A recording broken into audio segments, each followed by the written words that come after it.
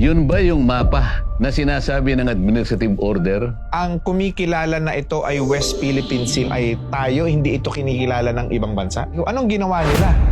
Kung hindi nila alam, sasabihin ko sa kanila dahil ako gusto ko makatulong. Wala yung karagatan. Sino ngayon ang naghiwalay? Ako o sila? Senador, tinatawag po kayo ngayon ng marami na senador. Pinamimigay nyo na raw ho ang ibang teritoryo ng Pilipinas. Gawa-gawa nila yon RDR. Kahit kailan hindi ko sinabing may ipamimigay tayong parte ng ating teritoryo. Pero may gumawang isang senador dyan na wag na nating banggitin ang pangalan. Sa kanya lahat nagmula ito. Nakapag-deliver ako ng privilege speech ng dahil lamang doon.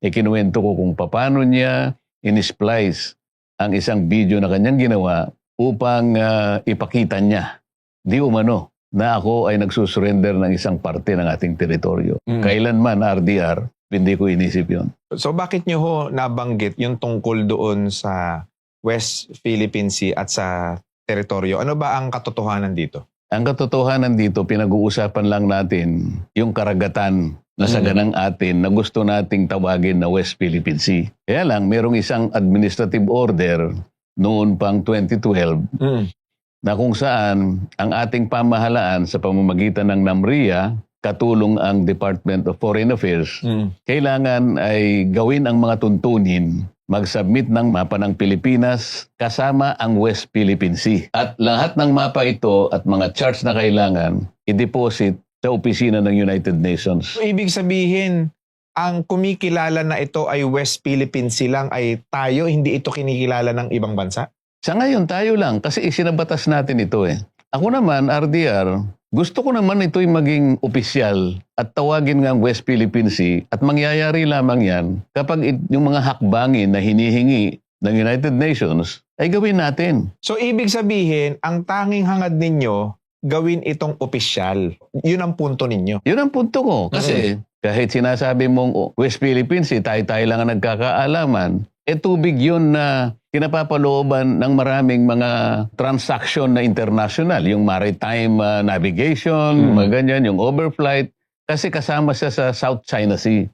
So mabuti ka ako, ang gawin natin, opisyal sanang ma-drawing yung mapa ng West Philippine Sea. Ibig sabihin, hindi opisyal yung drawing o walang drawing ng West Philippine Sea na kinikilala ng ibang bansa? Wala pa. Hindi pa kilala ang West Philippine Sea. Yun ang tinatrabaho ninyo? Yun ang aking isinusulong sapagkat yun naman batas ang nagsabi. 14 na taon nang nakararaan. Kaya nga, pinatatawag ko sana yung NAMRIA.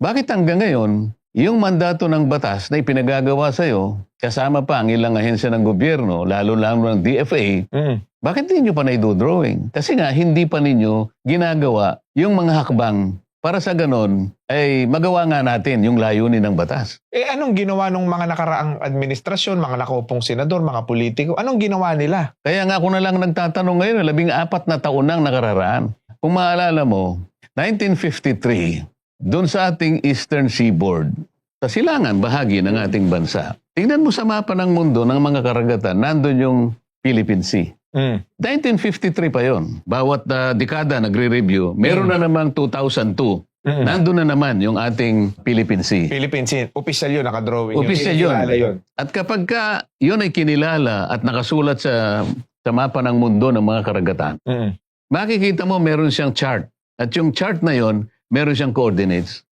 Kasi kung wala kang chart na merong coordinates, hindi matatala yun. Ngayon, ang tanong ko, kung nagawa natin in 1953, ba't hindi natin magawa na mag-drawing uli sa western side ng ating bansa at tatawagin naman nating West Philippine Sea? Pagkatapos tatawagin akong senador, inilalabang ko lang ang opisyal na pangalan ng West Philippine Sea na dapat nating gamitin para kilalanin tayo ng mundo.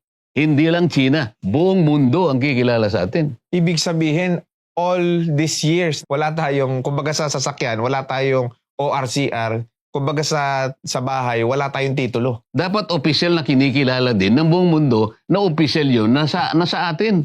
Sa pamamagitan po ng effort ninyo at kung magkakaroon ho ng pagkakaisa, sa palagay nyo ho ba maiu-opisyal natin yan? Bakit naman hindi? Kung pagtutulong-tulungan natin. Baka sakaling ang problema nila, budget. Hindi natin alam eh.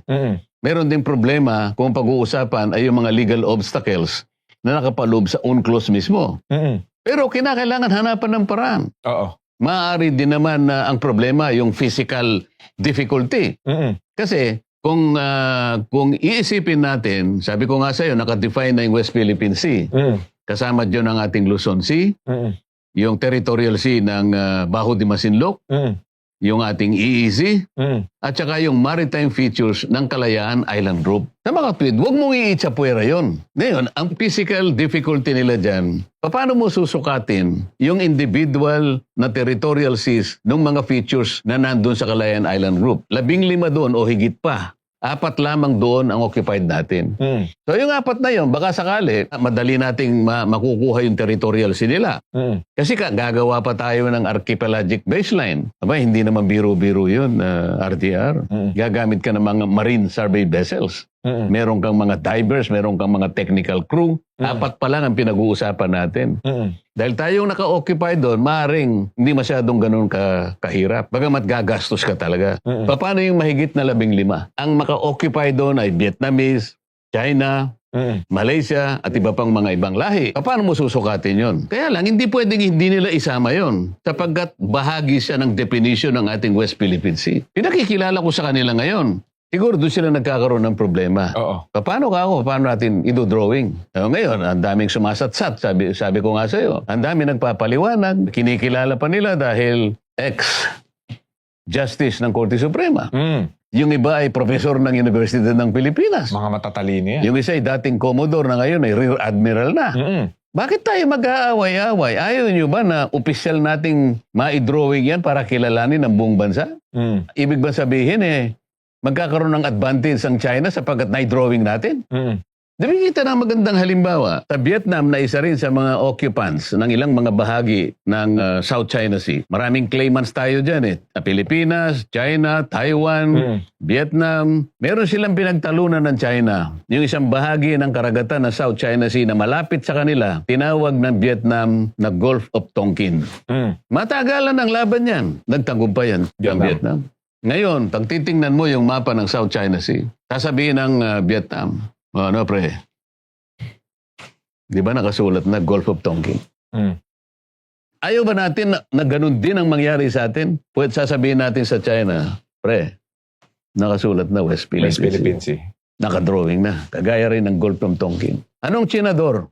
Ang sinasabi nila, RDR, nilalabang ko yung opisyal na pangalan ng West Philippine Sea. At pag ito ay naging opisyal, kahit kailanman, wala na silang karapatan na maglayag doon at bulihin yung mga mangingista natin, mga naghahanap buhay doon, mga nakatira. Ibig ko sa sabihin, AIG. magiging matatag. Oo. Yung pag-aangkin natin ng bahagi na yun ng karagatan, opisyal na nakikita sa mapa. Mas matatag ang ating paninindigan kaysa sasabihin mo lang sa akin, atin ito, West Philippine Sea. Sa lupa kasi meron tayong tinatawag na muhon na hanggang doon yung property mo, di ba? Pagka sa tubig, ano po ang magandang maging basihan? Kaya nga, may regular silang pasabi ng opisina ng UN Secretary General. Maski na yung UN General Assembly. O yung mga requirements ng ating mga coordinates. Kailangan isinasubmit nyo rito. O sabi nung ex-justice ng Korte Suprema, hindi na kailangan. O bakit daw? Hindi ko maintindihan sa kanya.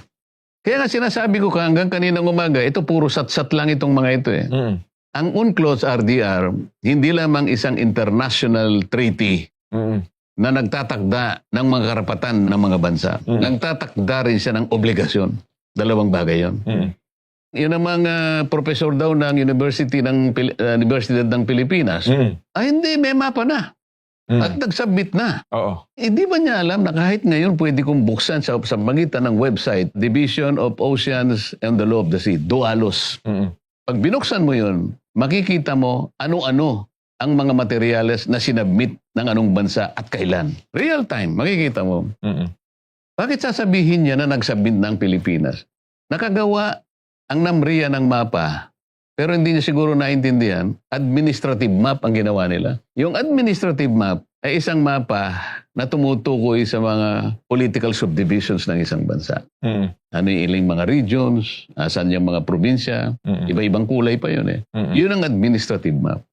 Yun ba yung mapa na sinasabi ng administrative order na isasubmit mo sa opisina ng United Nations? Di subukan niya isubmit yung administrative map. kung tatanggapin. Ibig sabihin, kapag nakapag-submit tayo ng mas akma at mas tamang dokumento, doon pa lang gugulong na Re-reviewin Oo. kasi ng re-reviewin ng IHO. Oo. Kasangkot yun. Mm. Merong checklist doon, titingnan niya Mm. kung pumasa lahat sa pangangailangan. Mm-mm.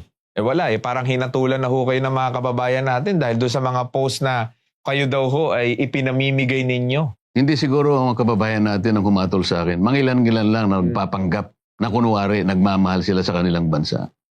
Sino kaya yung mga yan? Makikilala mo rin sila kung sino-sino sila.